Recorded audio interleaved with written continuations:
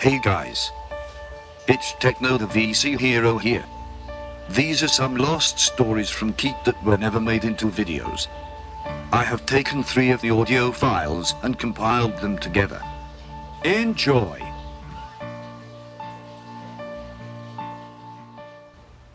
The story happened in the fall of 2001, when I was 17 years old. I have lived in this same house since I was 7 years old. To better understand what caused this strange and extremely dismal manifestation, I will have to relate a tale of my past and my childhood. I can remember perfectly that day, every detail of it. I was 5 years old at the time. My mother had gone to work earlier that day, and a blonde woman came home with her 2 children. I understood nothing of romance and commitment at that age, and I did not find it strange when her youngest daughter, Eliza, ran to me with the great news of the day. Guess what? What? My mother and your father are kissing. At the time we both laughed a little. Eliza, who was the same age as me, made it seem so big, exciting and unique. Not surprisingly, when my mother came home from work, I simply had to tell her that great news. My mother was very angry. He did what? I remember my father screaming so loudly that I felt like a tiny, fragile statue, so frightened that I could not even breathe. I felt it was my fault. That guilt fell on me for something I had no idea was wrong. We left the house away from him, to a small, tight house, just me and my mother, alone. I always asked why I could not see my father, and I cried a lot. I remember turning into a very quiet child, very sad in the bottom of the soul. My mother eventually found someone who could support us better, give us more stability, but inside I stayed the same way. I grew up with that guilt inside of me, and I never cared to process everything. I felt that at age 17 my dignity was destroyed, and that perhaps true love was just a fairy tale. I felt like killing myself constantly, and that's when it happened.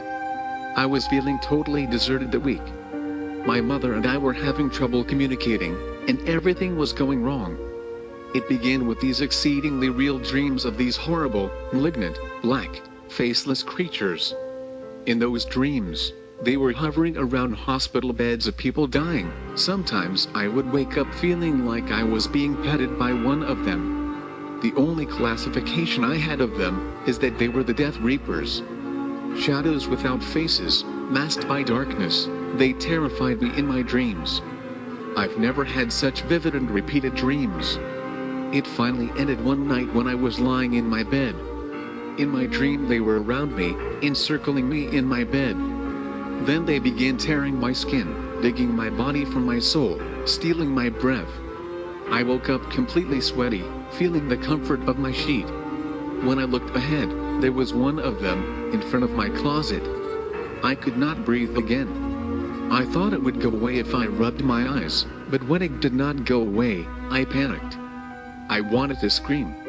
I could feel my whole body screaming inside. The last thing I remember was that shrouded figure stretching out his arm, as if he said, "Come with me." It seemed an eternity, but finally I got up and ran out of my room. After rubbing my eyes twice, I knew it was not a dream. You can question my sanity, that's okay with me. But I know the truth, you do not. I was there.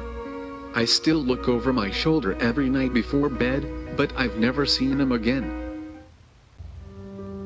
This fact happened some time ago when I was still little, but I never forgot it. It was me, my sister and my mother paying a visit to the graveyard, as everyone does to pay homage to the dead.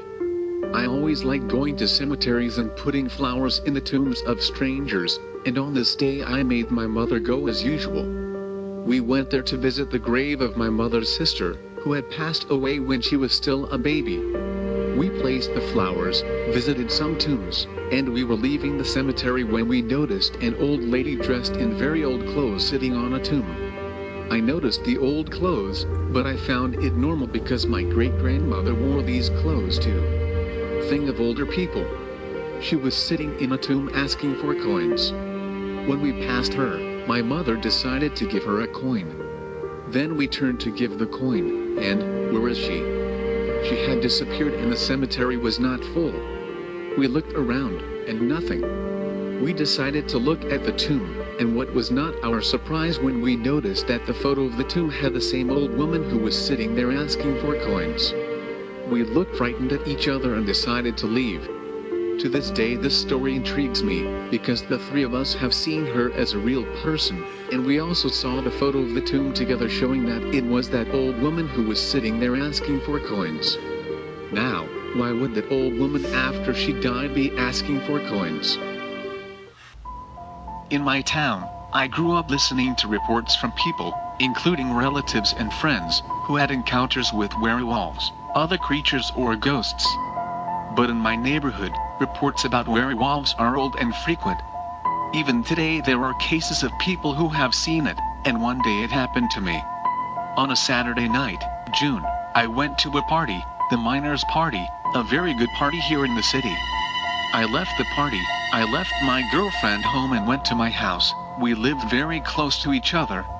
I arrived, opened the garage door, put my car in the garage, and entered the house. I locked the door, and went to drink some water to sleep. I heard the street dogs very agitated, even our two dogs were barking a lot in the yard. I remembered at the time of the reports that the people of the neighborhood had. I thought, I'm going to see this shit now. I went to the door of the living room, where I could see the main gate. I opened the little window and heard a strange noise coming from the garage. I thought, it's not a werewolf, it's some bitch trying to steal my car. I opened the door, I went out on the porch and saw no thief. What I saw was a huge black dog, very black, with hairs high and shivering. It seemed something of a horror film. The back of the body had few hairs and the front was very hairy, like a lion's mane, but all black. I was impressed by the size of it. It was about the size of an ox, huge. The front paws were small and disproportionate to the body and the other two paws. He seemed to be dragging the front of his body on the floor. He was at the door of the garage, eating bits of the concrete sidewalk. He chewed and made a noise. The dogs on the street were around him, and the dogs in the house were inside, barking at the gate. He did not raise his head, did not see me, or pretended not to see me, and left slowly walking in the middle of the street. He was dragging a large, thick chain. He walked slowly, and the dogs went behind barking. Already inside the house I could still hear his howling and the dogs barking. The other day, I told my father what I had seen, and he called me an irresponsible madman. Said I could have died. I told my father-in-law and he told me the same thing.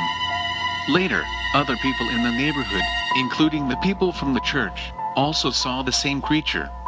The oldest in the neighborhood say that this creature has lived here for decades, and there are several reports of its appearances.